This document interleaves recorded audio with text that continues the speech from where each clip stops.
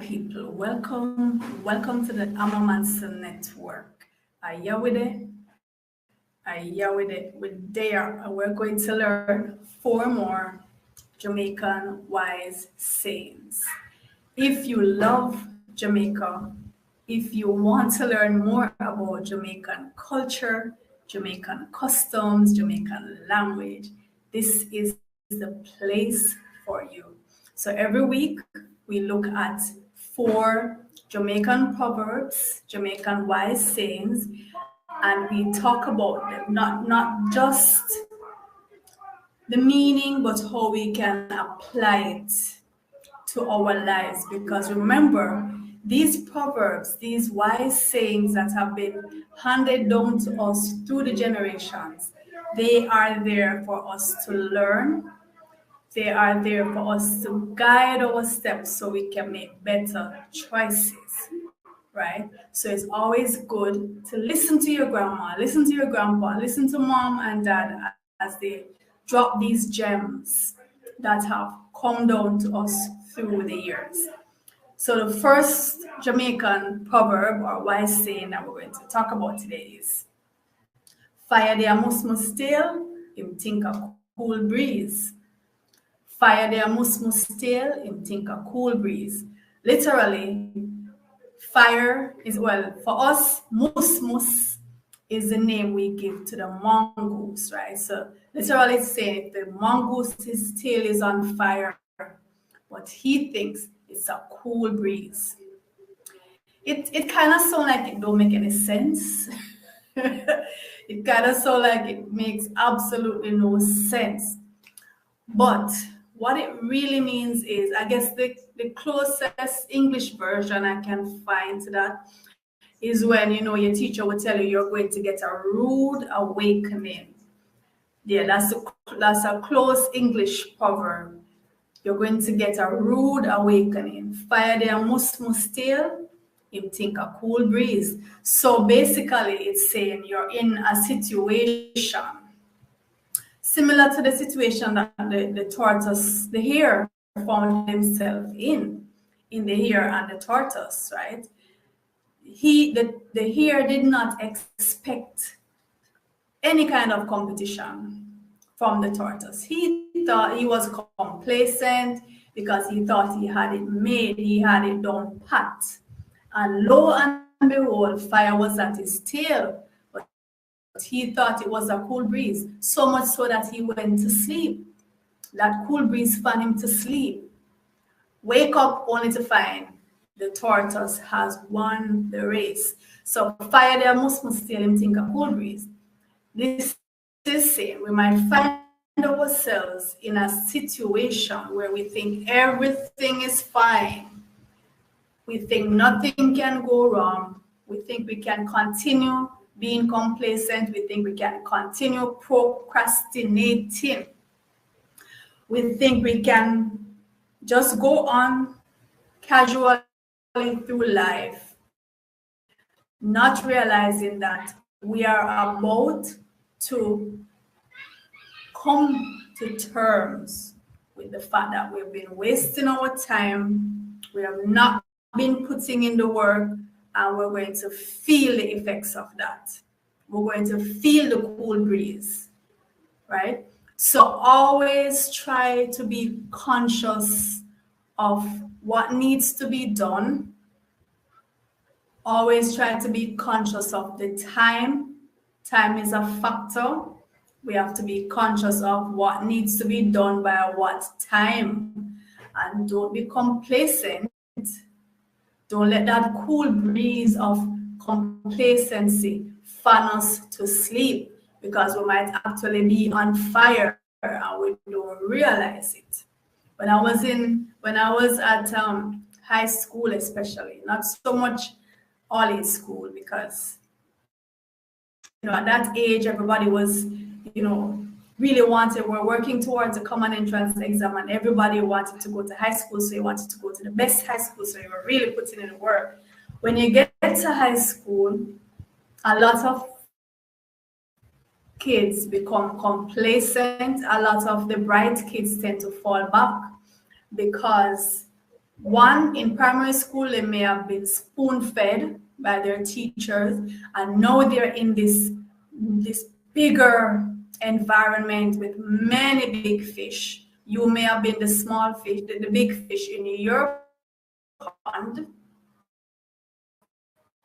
at primary school or all in school.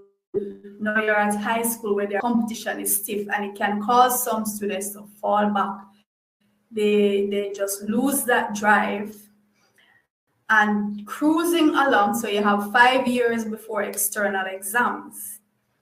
And you might say, okay, I have 5 years, I can buckle down in second form. And second form comes, oh, I can buckle down in third form. And they keep telling themselves this until they get to fifth form, have not been producing much work, probably been misbehaving, probably not meeting the qualifications to even graduate from high school, let alone get good grades in their external exams. And that is the time when you see students shuffling around, crying, begging for the grade supervisor to give them a chance, let them go to sixth form, and they don't have the grades to back it up, right? Because when the fire was at their tail, they thought it was a cool breeze and they thought they had enough time. They thought they could go at leisure and sit under the tree and laugh and chat and go on there. Well, in my days, you didn't have the internet. That's a clue as to how old I am, but we didn't have the luxury of the internet to sit on, but we had other things that some of us unfortunately wasted our time. Right, so don't be like the musmus. Don't be like the musmus with the fire at your tail and thinking that it's a cool breeze and you don't have to worry about anything. Understand, especially when you are being warned, right? Especially when you are being warned, you have persons in your corner who are telling you, hey, buckle down. Do what needs to be done. Get your things in order. When we have persons looking out for us and trying to advise us and guide us, we need to take heed to that advice. All right. I'm going to the second wise saying I'm going to do is actually 2 in 1. All right. Actually 2 in 1. And that is, it has to do with dogs. In Jamaica, we have a lot of sayings regarding dogs. So I'm going to tie these two in together, right? First one is, sorry for Marga dog, him turn around bite you. And same dog bite you morning, him will bite you evening. I'm going to tie these two in. So the first one, sorry for Marga dog, him turn around bite you. Sorry for Marga dog, him turn around bite you. Literally, if you are sorry for a skinny dog or you show pity or mercy to a skinny dog, a dog that's emaciated, a dog that is not getting any care, and you decide to give him some care, to take him in, him turn around bite you. He will repay you, but not in the way you think. He will repay you in a negative way. Turn around and bite you. So this is talking about the people in our lives whom we help, whom we extend mercy to, whom we give resources to, right? And they turn around, and not only are they ungrateful, but they turn around and do bad things to us. So sometimes in helping others, you make yourself vulnerable. Sometimes we open our homes to others and we make ourselves vulnerable. There's an incident that took place here in Jamaica last year, where this lady, she had a cousin who was just misbehaving. He was in his 20s, right? Misbehaving in and out of correctional facilities. And she had 4 kids. She had some space, and she said, okay, come to live with me.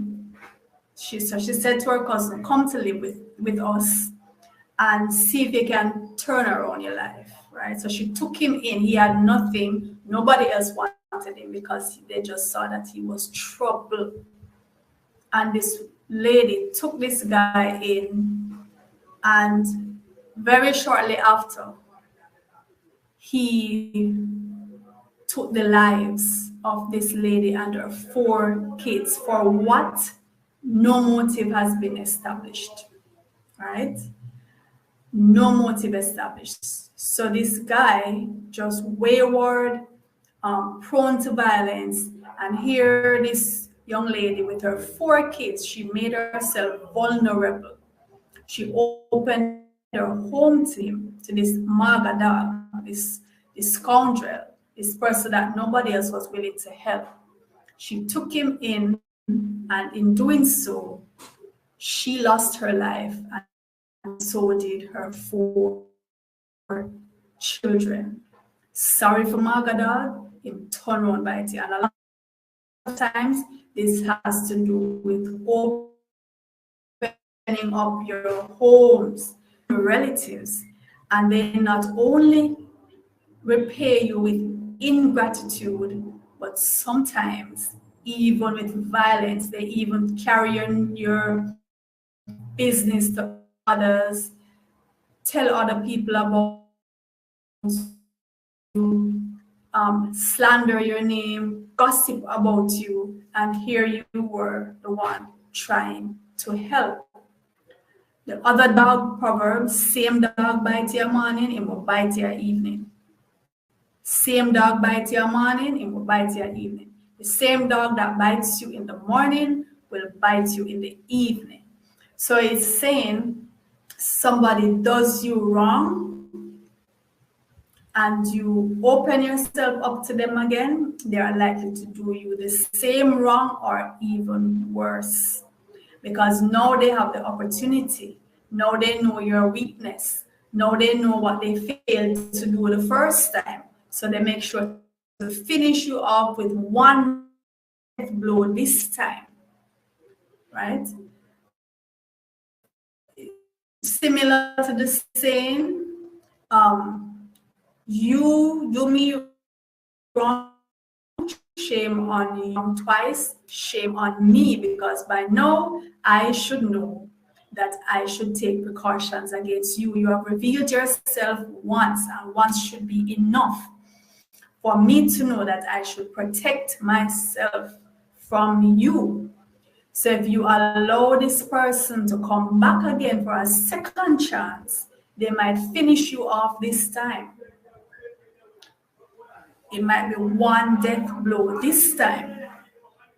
So that same maga dog where you start from, and the maga dog bite you in the morning, and you go back again and sorry for the maga dog again, it's gonna bite you again in the evening and bite you again the next morning if you give him the chance again. The people, when we're dealing, we have to deal with people in our lives, right? We have to deal with people. But we have to show that we learn from our experiences. We have to show that we are able to take ourselves safely through this life by learning as we go along, as we expose ourselves to people and we expose ourselves to different situations. We have to learn each time and make better choices each time. And, you know, we are very helpful people. Africans, persons of African descent, we are very helpful, we are very accommodating, we are very inviting. We want strangers to come in, we want persons to share our space. That is how we are, that's our nature. But we should have learned by now that opening up yourselves to strangers can be detrimental. Kindness and hospitality can be detrimental. You have to be very careful whom you extend yourself to, whom you open your space to, whom you allow to come around your children. Be very careful because people can be very deceptive. They have their ulterior motives, and there is not necessarily going to be revealed at once. So you have to give yourself enough time to study people, to make a sound judgment about persons, right? So remember that these wise sayings, they are here to guide us. They are here to guide us. Sorry for Maga dog, in turn round, bite you. Same dog bite you morning, he will bite you at evening. The next wise saying is the higher monkey climb, the more him body exposed. The higher monkey climb, the more him body exposed. So the higher up the monkey climbs, the more his rear end is exposed. And this saying talks about how people reveal themselves through their actions, especially unwittingly. Unwittingly, they reveal themselves, right? You just have to watch them keenly. And the more they do, the more they say, their actions will reveal their intention. Their actions will reveal their personality. Their actions will reveal how they truly feel about you. And sometimes they're, especially if they're unaware that you are watching keenly, you're studying their movements. And, you know, we have this saying also, you give him enough rope to hang himself. Give him enough rope to hang himself. Give him enough time. Give him enough space to unfold, to climb. Keep on doing what you're doing. Keep on revealing yourself so I can see your true colors. I can see your true intention. Let the monkey climb. Let's let the monkey continue to do what he's doing or what she is doing. Let them speak. You sit back and listen. We also have a saying, the answer back. Just answer back, and listen and watch. And you will see people's true colors. You will see their true intentions, right? You know, you should be the one who listens more than you speak.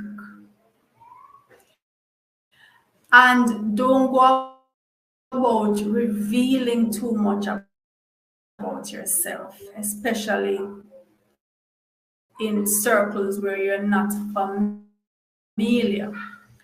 Don't offer information about yourself, especially if you are not asked. Because the more information you give out, the more you arm persons who might have the intention to hurt you. You're giving them ammunition. You're volunteering information that was not requested. But since you were kind enough to divulge this crucial bit of information, you may have just set yourself up for harm. Not everyone goes around, not everyone is a bad person, of course not. Not everyone has bad intentions towards you. But the fact is that some people do. Some people do have bad intentions. And even if they didn't, and you give them information that they can turn to their favor, where they can take advantage of you, a lot of people will use that information that you volunteered to them. And especially as you find yourself progressing in life, you're climbing the social ladder, you're climbing the corporate ladder, you're achieving things in life, you're getting your goals accomplished, people will see that you're upwardly mobile, and everyone loves a winner, right? Everyone loves a winner. Everybody wants to hitch their wagon to a star. Not all these wagons are rooting for you. So the more you advance, the closer your circle has to be, the more guarded you have to be with information that you give out about yourself, your loved ones, on social media especially. You have to be careful. Careful about revealing your location, careful about revealing where you have been and when you go, and things like that. Careful about announcements. You have to be careful, and if you decide to make these announcements, just understand the potential risk that you're taking. Don't blindly do it. Do it understanding the risk, and if you decide the risk is worth it, because we want to share the good things that are happening to us. We're social creatures. We want to share, we want to inspire others, we want to motivate others to achieve. At the same time, you might have those who are jealous, envious, don't want to see you advance, will not be motivated to advance themselves, but will be motivated to pull you down. And as strong and resilient as you are, you want to avoid that clash, right? You want to limit any opposition as much as you can. Because why? Why would you expose yourself to unnecessary opposition, right? So we just have to be careful and remember that some persons have bad intent, right? Some persons have bad intent. But if we watch them carefully as they speak and as they do, we can see them expose themselves. Just listen. Let them talk. Let them do what they're doing. Listen. The last saying that we're going to look at today is use, sleep, mark, death. And this is one of my favorite sayings. And it ties in too with the higher monkey climb, the more your body exposed. You sleep, mark, death. This saying, at least in my interpretation, maybe somebody else might have another interpretation for this particular saying. But how I interpret it is, use the little things to judge how the bigger things will unfold, right? Because sleep here would be the small thing, the preliminary thing, and death, the bigger, more final thing, right? So it's again, study people, study situations, see what you can learn in order to predict what the outcome will be, or what the outcome for the bigger thing will be. It's similar to courtship, right? You're using the courtship to mark what the marriage will be. You're getting to know the person, seeing how they interact, seeing how they respond to different situations. And this might indicate to you how they will respond in the marriage, or whether it is worth going forward with a marriage to this person. How do they respond in a restaurant setting when they don't get the meal that they ordered? How do they respond when someone in a position of menial labor, some ancillary staff, approaches them? How do they respond to that person? How do they respond in times of crisis? How do they respond when there's a shortage of money? How do they respond when something angers them? How do they respond when you object to something that they have said? How do they respond when you refuse to give them something that they have asked for? How do they respond in relation to your family members? You use these things to gauge how they might respond, or they are likely to respond when the bigger situations of marriage present themselves. Use sleep, mark death. Use the sleep to mark death. So we always have to be aware of those in our lives. And we always have to, even our own selves,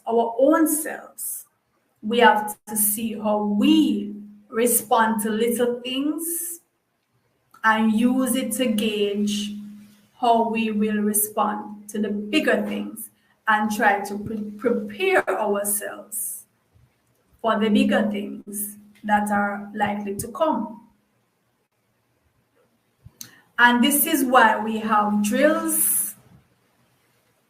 This is why we test, we test the waters. When you're in school, you're given your weekly tests or your monthly tests, so that your teacher is trying to gauge how you're progressing. So he or she will know how you're likely to do in your end of term exams or your final external exams. We use the smaller tests to gauge your response to the bigger tests, right? This is the purpose of drills. We have earthquake drills, fire drills, hurricane drills, evacuation drills, to see how we are likely to respond to the real McCoy, the real event. And sometimes we have to run these little tests on ourselves to see, are we really ready? Are we really, really ready for the tasks that we think we are ready for? Are we really ready to be engaged in the situations that we think we are ready for? And sometimes when we run these drills, we have to be honest with ourselves to say, hey, I don't think I am ready.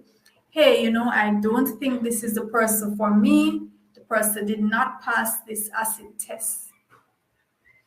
Based on their response to the given situation.